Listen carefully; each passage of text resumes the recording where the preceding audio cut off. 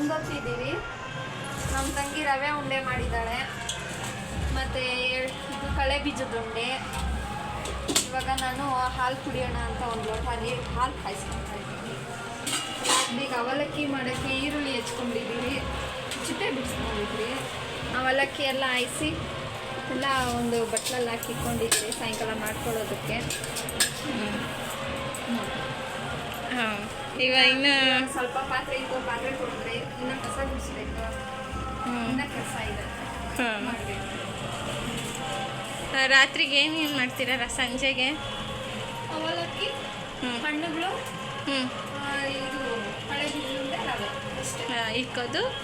ಎಲ್ಲರೂ ಒಂದೊಂದು ಎಲೆ, ಹನ್ನೊಂದು ಎಲೆ ಇಕ್ಕೋದು, 11 ಎಡೆ ಇಕ್ಕೋದು. ಹಾಂ, ಎಲ್ಲರೂ ಒಂದೊಂದು ತೊಗೊಂಡು ತಿನ್ನೋದು. ದೇವ್ರಿಗಂತ ಒಂದು ಇಡ್ಬಿಡೋದು, ಎಲ್ಲರೂ ತಿನ್ನೋದು.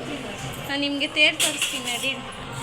ತೇರು ನಡೀತಾ ಇದೆ ಇವಾಗ, ತೇರು ಗೊತ್ತಾ?